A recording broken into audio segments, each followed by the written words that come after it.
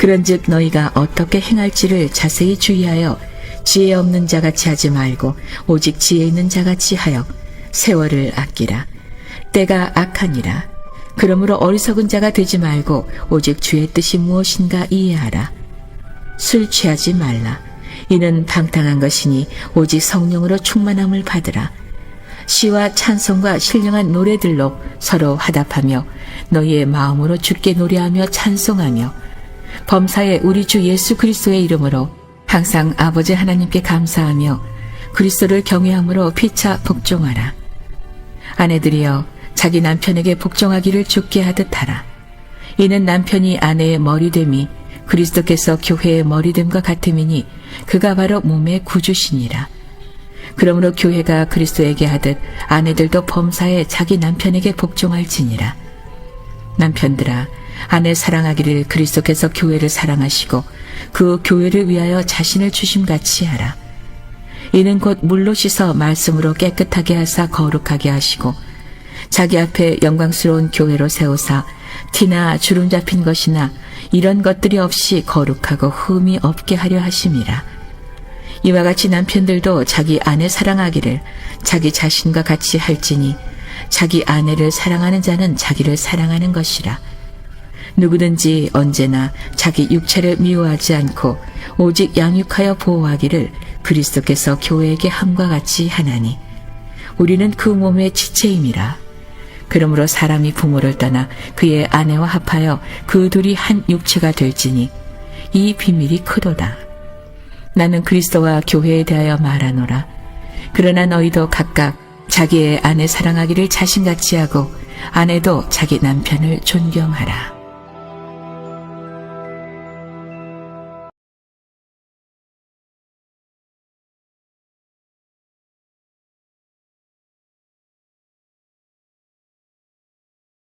세상의 삶을 잘 실천하지 않는다면 세상과 다를 바가 없는 삶을 살게 되잖아요. 그죠? 오늘 그래서 사도 바울은 그리스도인들이 어떻게 살아야 되는지 그리고 그리스도인의 정체성에 대해서 잘 설명을 해주고 있습니다. 우리는 지혜 있는 자같이 이 행동을 해야 됩니다. 세월을 또 아껴야 됩니다. 그리고 또 술 취하지 말아야 되고 성령의 충만함을 받아야 됩니다. 그리고 신령한 노래로 서로 화답하고 서로의 마음을 하나님께 올려드리는 그런 찬송의 삶이 되어야 됩니다. 예수 그리스도의 이름으로 항상 하나님 아버지께 감사하며 피차 복종해야 됩니다. 이게 아내와 신랑에 대한 이야기로 설명을 하고 있어요. 아내들은 남편에게 복종하고 또 남편들은 아내들을 사랑할 때 그리스도께서 교회를 사랑하신 것 같이 그렇게 하라고 이야기를 합니다. 우리는 영적으로 예수님의 신부들입니다. 남성이나 여성이나 다. 우리 주님의 신부로서 천국에 가게 되는 거예요. 나중에 결혼과 같이 이렇게. 그래서 결혼잔치, 혼인잔치로 많은 그런 설명을 하고 있어요. 우리가 인생을 살아갈 때 예측하고 살아가지만 그 예측대로 안 되는 경우가 굉장히 많아요. 그죠? 어제 저희 조카 결혼식이 있어서 대전에 다녀왔어요, 제가. 근데 이제 제가 이제 주일날 또 이렇게 설교도 해야 되고, 또, 토요일날 또 이제 신학교도 또 이렇게 또, 강의도 가끔 하고 하니까, 그날 봉사에 원래 제가 이제 사실은 그냥 가서 축하만 해주고 오는 거였었어요. 그런데, 그 방명록을 작성하고, 축의금 받고 하는 사람이 이제 우리 막내 아들이 상민이가 이제 그것을 담당하기로 했는데 아기를 데리고 갔는데 아기가 떨어지지 않는 거예요. 어리니까. 아기를 보살펴야 되는데 또 그걸 같이 병행해서 하기 어렵잖아요. 그죠? 그래서 본의 아니게 제가 그 자리에 앉아서 그 일을 하게 됐어요. 그러면서 이제 제가 어떤 생각을 했는가 하면 그래, 우리가 계획하고 생각하는 일들이 우리 뜻대로 되는 것 같지만 사실은 우리 뜻대로 되는 것이 그렇게 많지 않습니다. 하나님의 뜻대로 됩니다, 대부분. 근데 또 그걸 그렇게 봉사를 하고 나니까 또 기분이 좋더라고요. 또 이제 먼 데서 온 사람들 인사를 하고 하는데, 뭐 우리 젊은 세대들은 어른들에 대한 어떤 예의를 갖추고 하는 것들이 좀 미숙해요, 요즘은. 개인주의고 하다 보니까. 그리고 또 알지도 못하고 또 손님들에 대해서 잘 알지 못하잖아요, 축하객들에 대해서. 근데 그래도 이제 제가 조금 뭐 친척들도 얼굴도 좀 안면도 있고, 또 뭐 오시는 분들이 대부분 뭐 목사님들이나 교인들이 많잖아요, 그죠?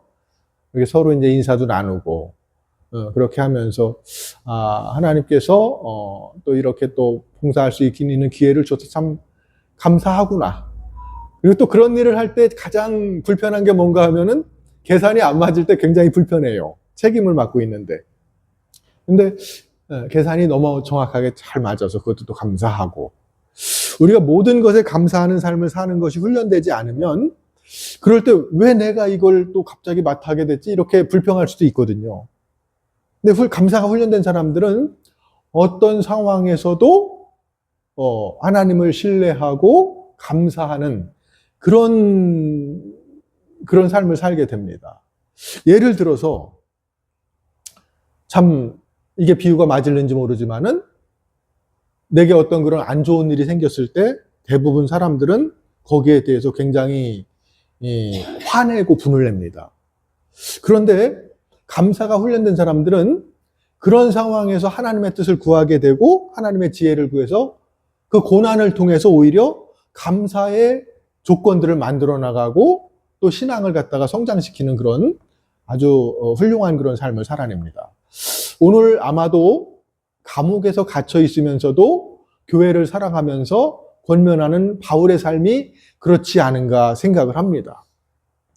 우리는 대부분 쉽고 편한 것을 하기를 원해요. 인간의 육신 자체가 그렇습니다.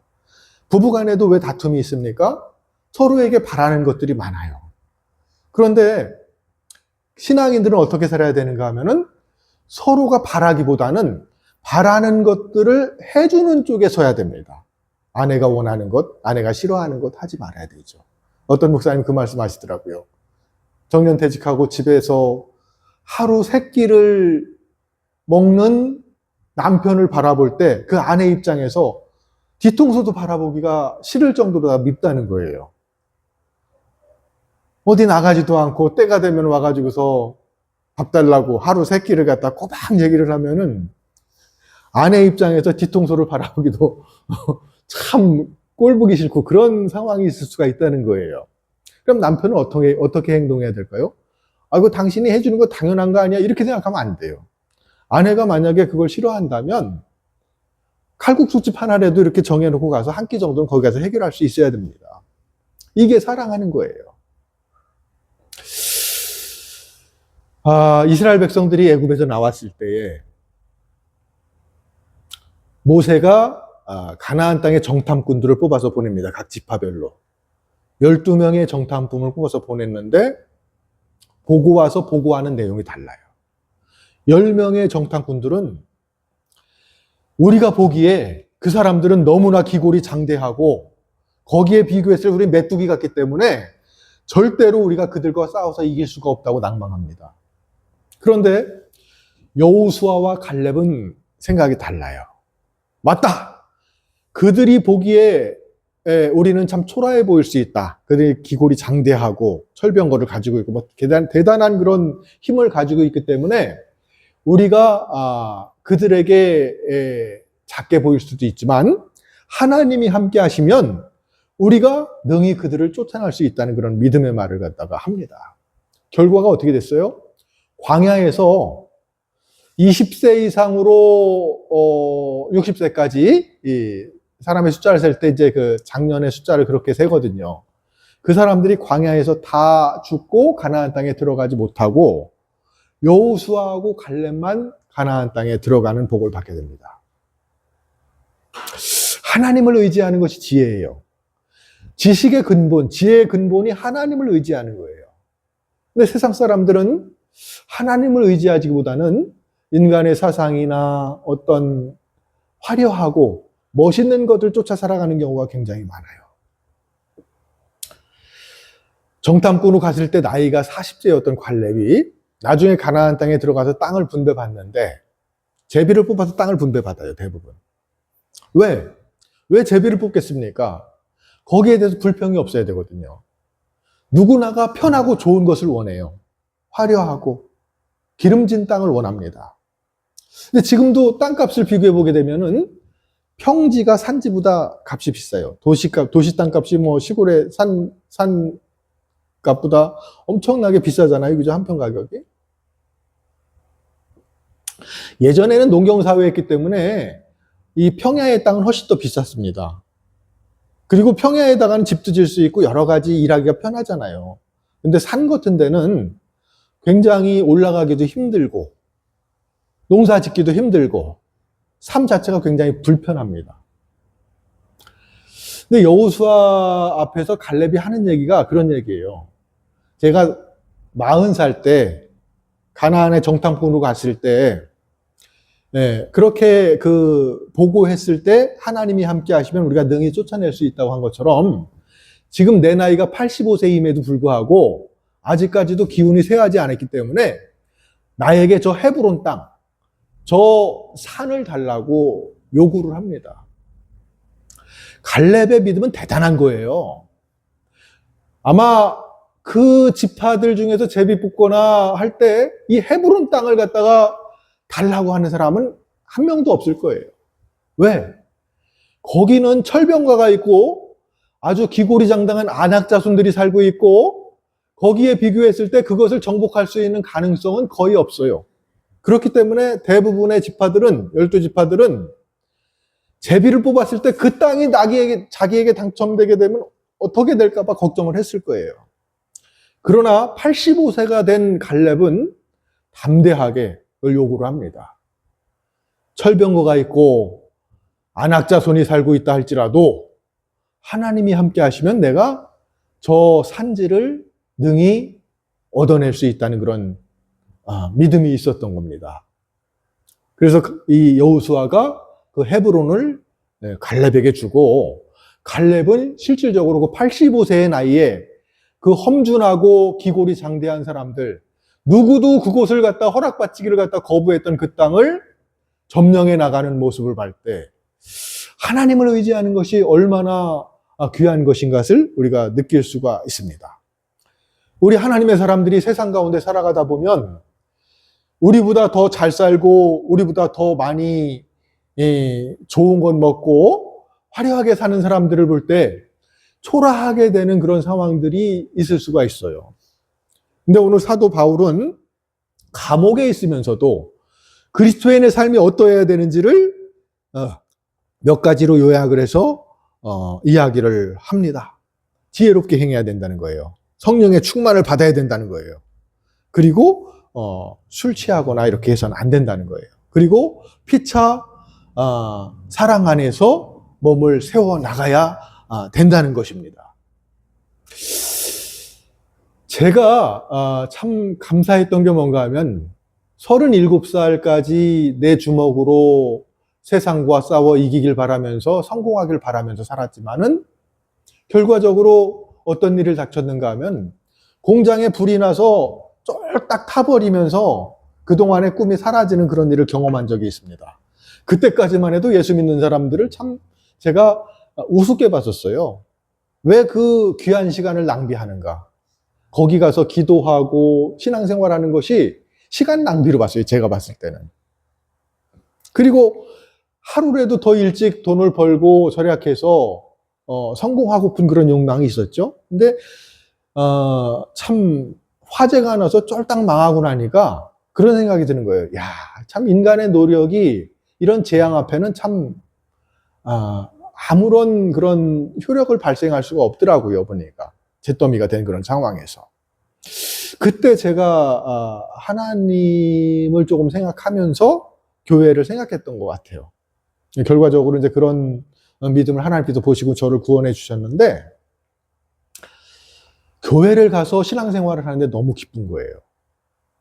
그런데 하나님을 만나야 되는데 매주 교회 가서 신앙생활하고 예배드리고 하는 게 내 성공과는 하나님을 만나지 못했었기 때문에 시간 낭비하는 것 같아가지고서 하나님한테 하나님이 계시다면 나를 만나달라는 그런 기도를 드렸던 적이 있어요. 근데 하나님 좋으신 하나님이라 내가 기도한 것 이상으로 저에게 응답해 주셨기 때문에 제가 믿음을 잘 지킬 수 있게끔 그렇게 은혜를 주셨습니다. 그러면서 제가 교회의 한 일꾼으로 세워졌을 때 지금 이제 우리 박경희 사모님이죠. 박경희 사모님이 그때까지만 해도 구역장을 해본 적이 없습니다. 거의 대부분 이제 구역원이고 그런 경우가 있었는데 연말이 됐는데 목사님이 그 사모님에게 구역장을 한번 해보라고 그런 권유를 했을 때 우리 사모님이 나는 할 수 없다고 거절할지 알았는데 그렇지 않더라고요. 어떻게 말을 하는가 하면은 목사님 순종하겠습니다. 그런데 저에게 정말로 어려운 사람들, 넘어지고 힘들고 하는 사람들을 몇 가정 붙여주시면 최선을 다해서 사명을 감당하겠다고 그런 이야기를 한 것이 제가 기억이 나요. 그리고 이제 그 목사님이 거기에 또 감동받으셔서 정말로 기도로 밀어주시면서 교회 나왔다가 실족하고 사업도 어려워지고 굉장히 힘들게 살아가는 가정들을 몇 가정을 붙여주셨던 그런 기억을 합니다. 근데 정말로 그 가정을 위해서 열심히 사랑으로 섬기는 걸 제가 봤어요. 그리고 그 가정이 세워지는데 나중에 그분들이 장로님도 되고 권사님도 되고 그런 모습들을 제가 이렇게 열매로 보게 됐습니다. 아마 그때 성령 충만하지 않고 인간적인 생각이었다면은 저를 목자로 세워주시고 목장장으로 세워주시고 구역장으로 세워주시려면은 정말 좋고 편하게 섬길 수 있는 가정, 행복하게 섬길 수 있는 가정을 붙여달라고 그렇게 얘기를 했을 수가 있어요. 그래서 그때 우리 사모님이 그런 그 믿음을 가지고 어려운 가정을 붙여달라고 했던 것들을 지금 생각해 보면 그게 하나님의 은총이지 않았는가.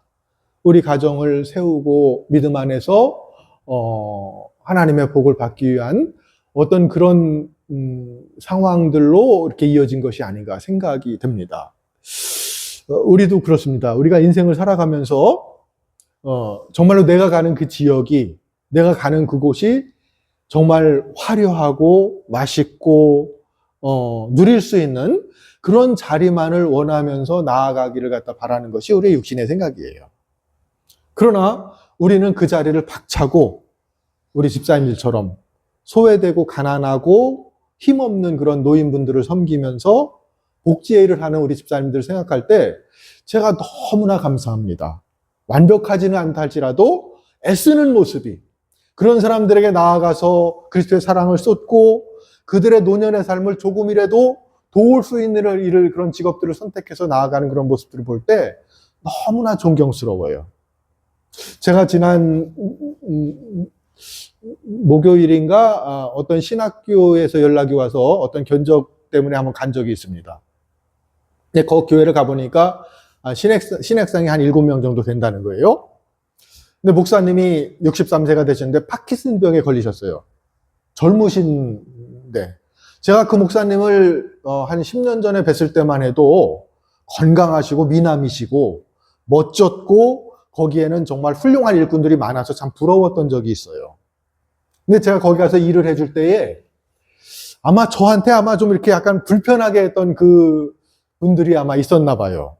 근데 그 목사님은 10년이 지났는데도 그 불편함을 주었던 것 때문에 나에 대한 미안한 감을 갖다 지금까지도 기억하고 있는 거예요. 제가 가서 견적을 내주고 잠깐 차 한 잔을 마시는데 저는 까마득하게 잊었어요. 그때 뭐 무슨 불편함을 느낀지도 모르는데 어렴풋이 약간 생각이 나요. 그때 엘리베이터도 없고 5층이고 힘들게 일한 기억은 좀 있는데 그때 그 자기네 집사님 한 분이 아마 저한테 아마 그 굉장히 이렇게 좀 안 좋게 그렇게 좀 말한 것들이 목사님 입장에서 굉장히 마음이 아팠을 지났었나 봐요. 10년이 지났는데도 그거를 기억하시면서 그러는 거예요. 아, 그때 우리 여기에 계셨던 분이 마음을 불편하게 하셔서 정말 내가 죄송했다. 그 말씀을 하시는 거예요. 10년이 지났는데도. 그것이 아마 그리스도인의 마음이 아닌가 싶어요. 내가 10년 전에든 20년 전에든 누구에게 어떤 그런 잘못을 했다거나 그 사람에게 마음의 상처를 줬다면 그걸로 인하여서 내가 미안해하는 그런 마음.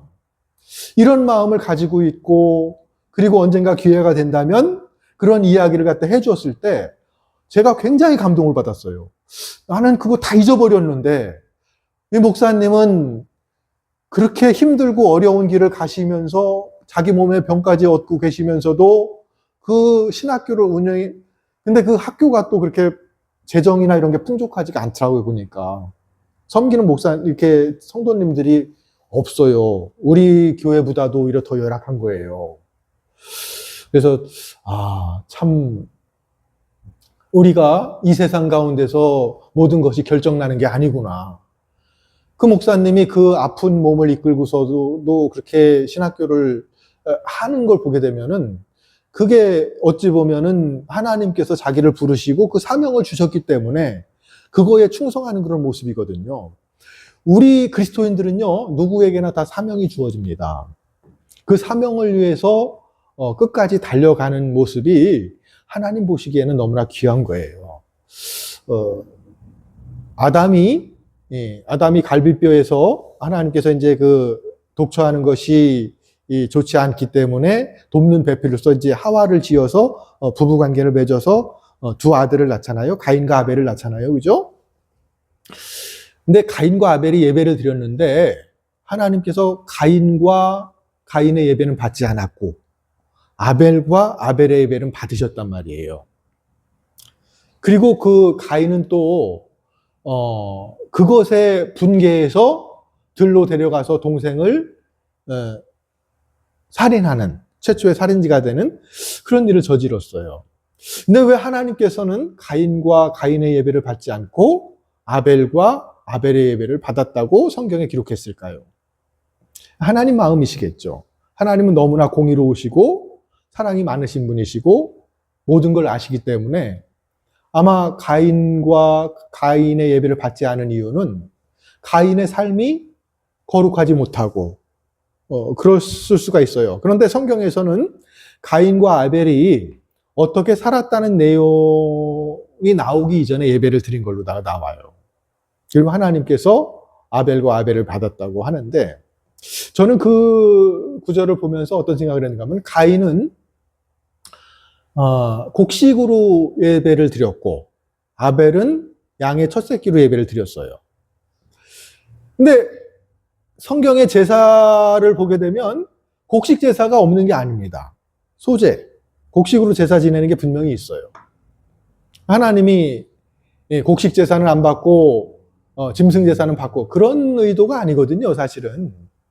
근데 그 이름을 보게 되면 어느 정도 하나님의 마음을 우리가 알 수 있을까 싶어요.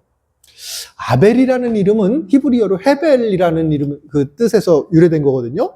근데 아벨이라는 이름의 뜻은 공허함, 허무함, 없음에서 시작이 됩니다.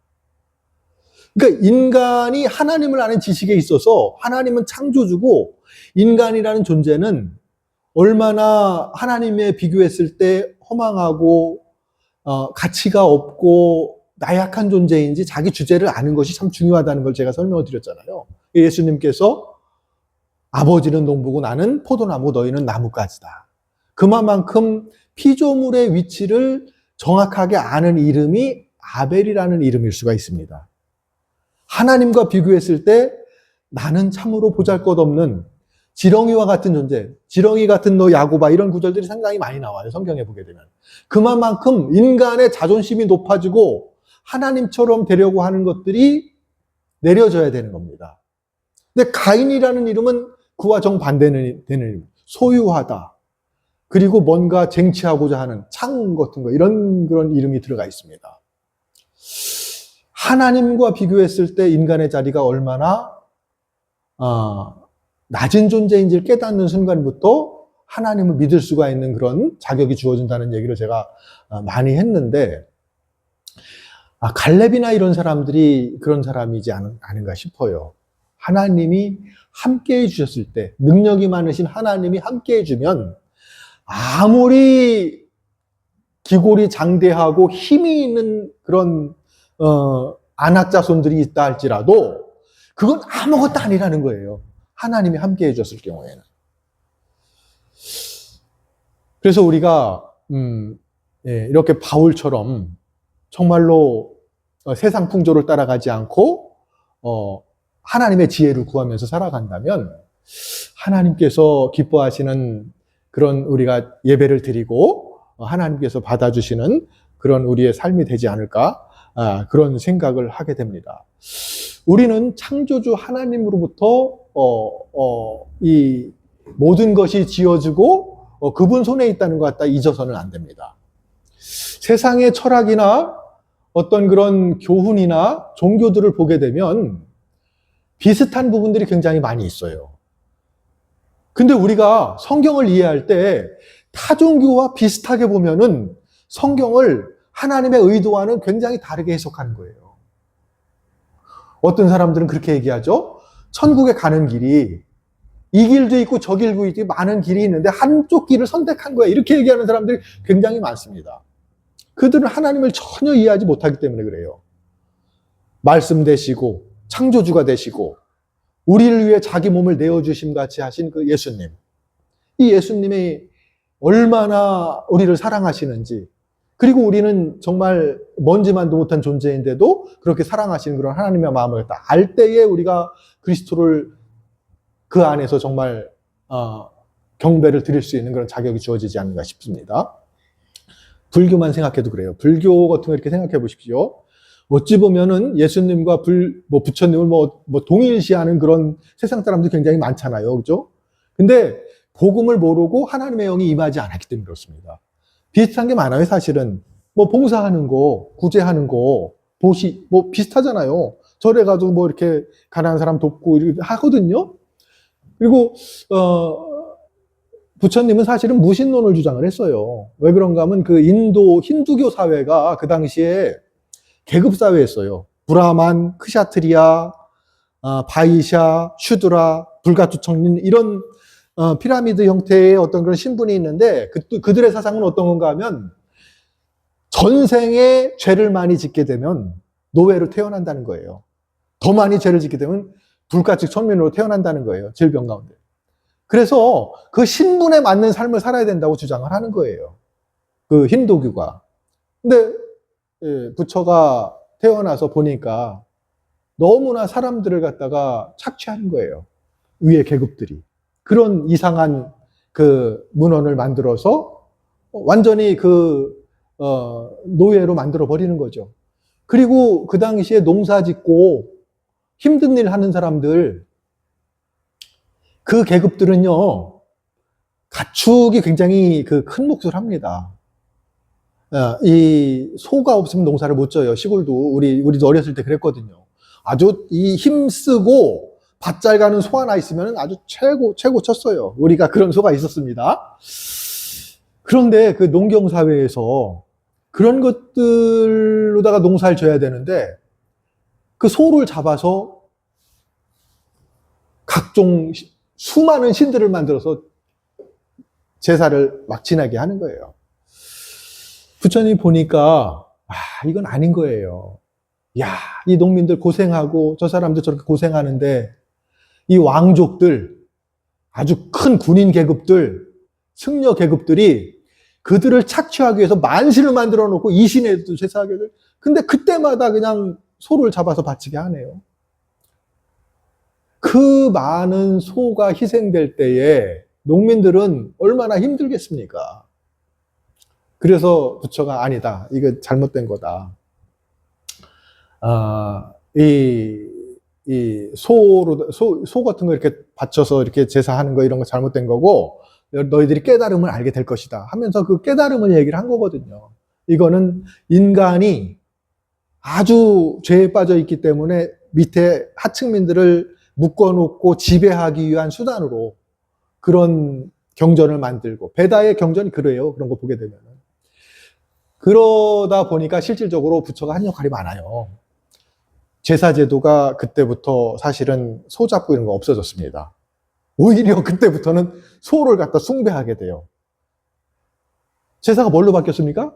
곡식으로 바뀐 거예요. 근데 제가 불교인들과 얘기를 하다 보면 불교인들이 저한테 그런 얘기를 해요. 목사님, 부처님과 예수님이 한 게 왜 그렇게 비슷한 게 많냐는 거예요. 그 사람들이 보기엔 그런 거예요. 예수님도 이 땅에 오셔서 이 양 잡고 소 잡고 염소 잡고 비둘기 잡고 해서 자기 형편대로 하나님께 제사 드렸잖아요. 근데 예수님이 와가지고서 자기가 십자가에 죽으시고 하나님께 드려짐으로 말미암아 그 제사 제도가 폐해진 겁니다. 만약에 예수님이 지금까지도 2000년 전에 안 오셨다면 우린 미련하게 지금도 죄 지면은 소 잡고 비둘기 잡고 이거 해서 바칠 거예요. 근데 결과적으로 부처님과 예수님이 다른 점이 뭔가 하면은 부처님은 하나의 인간으로서 태어나서 어떤 그런 도를 닦고 수행을 통해서 그런 인간들을 지배하는 그런 잘못된 것들을 갖다가 하나의 어떤 그런 그 사회 운동가로서의 역할을 했다고 본다면은 우리 예수님은 창조주 하나님이신 그 여호와 하나님의 독생자로서 이 땅에 삼위일체 하나님이신데 우리 죄를 대신 십자가에서 사해주기 위해서 우리를 위해서 자기 목숨을 내어주신 분이라는 거예요. 이게 다른 거거든요.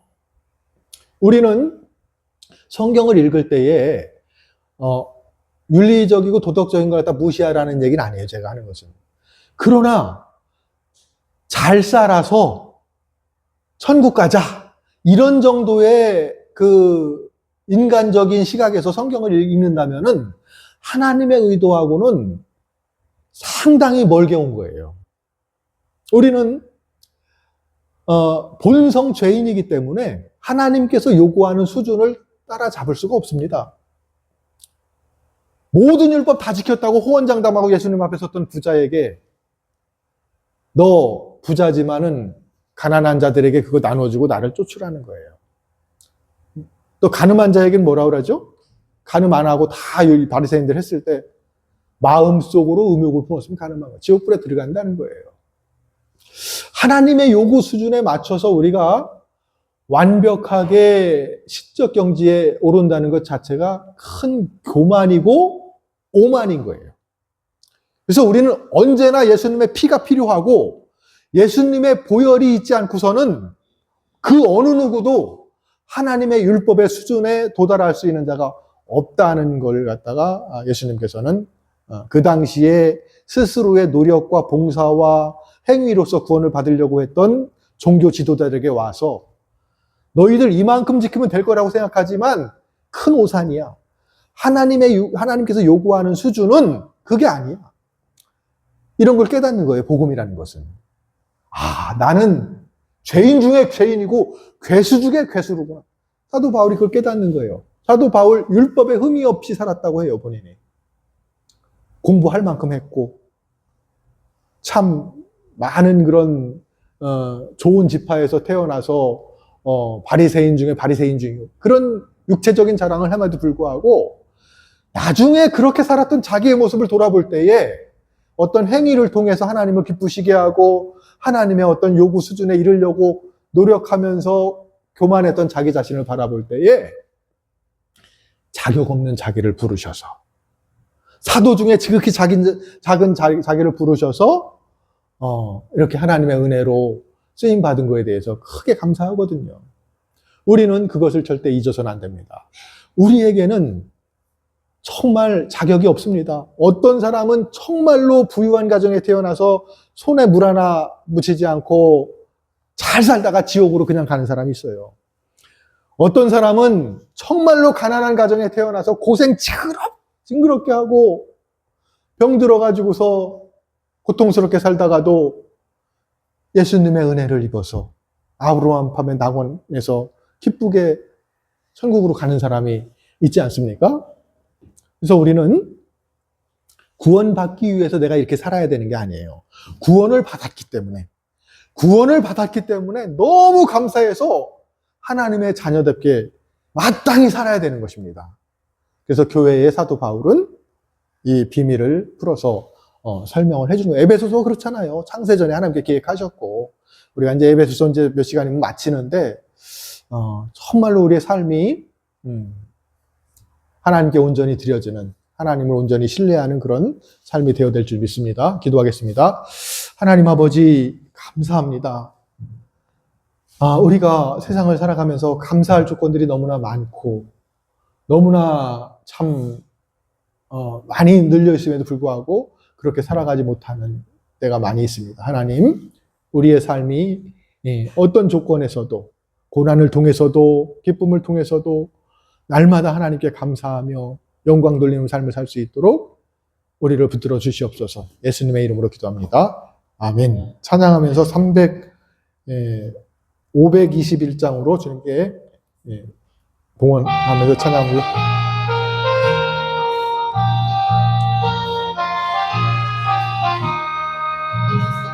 구원으로 인도하는 그 문은 참 좁으며 생명으로 인도하는 그 길은 참 험하니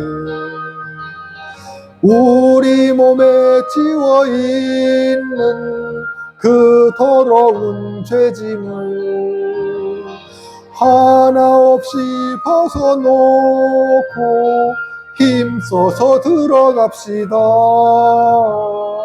구원으로 인도하는 그 좁은 문 들어가 영생으로 인도하는 그 생명길 갑시다.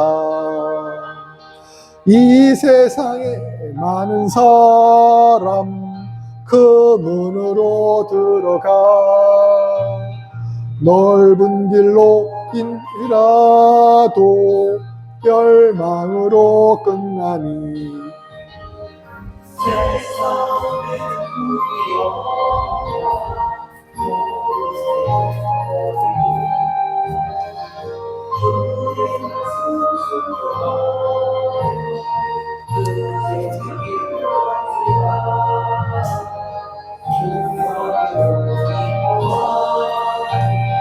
그 좁은 문 들어가 영생으로 인도하는 그 생명길 갑시다. 구원의 문 열렸으니 주의 공로 힘입어 주저 말고 들어가소 생명길로 갑시다. 구원의 문 닫힌 후에 들어가고 싶으나 한 번 닫힌 구원의 문 또 열려지지 않으리.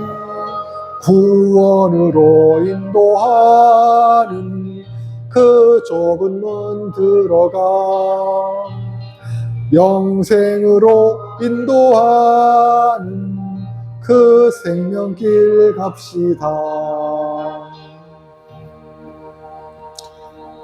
하나님 아버지 감사합니다. 저희들을 사랑하셔서 자녀 삼아주시고 구원해 주신 것 너무 감사한데 이 시간 또 이렇게 저희들의 마음의 소원을 담아 아버지 하나님께 올려드리며 이렇게 우리의 기도 제목을 담아 올려드립니다. 하나님 아버지 기쁘게 받으시고 우리의 삶이 하나님의 영광 가리지 않도록 빛과 소금 되어 살아갈 수 있는 그런 삶을 살 수 있도록 우리를 붙들어 주시옵소서. 마음이 연약하고 또 질병으로 고통당하는 자들이 있다면 우리 하나님께서 그 크시고 그 따뜻한 손으로 어루만져 주시사 깨끗하게 낫게 하여 주시고 더욱더 남은 노년의 삶이 하나님께 온전히 드려지고 복된 삶이 될 수 있도록 저희들의 마음에 기쁨의 영과 건강의 영을 부어주시기를 간절히 원합니다. 하나님 아버지 남은 인생 참으로 의미 있는 그런 귀한 시간들로 하나님께 드려지는 삶이 될 수 있도록 주님께서 도와주시고 함께 해 주시옵소서. 드려진 예물 하나님의 뜻에 따라 사용할 수 있도록 그 처소까지도 주님께서 인도해 주시옵소서. 감사드리며 예수님의 이름으로 기도드리옵나이다. 아멘.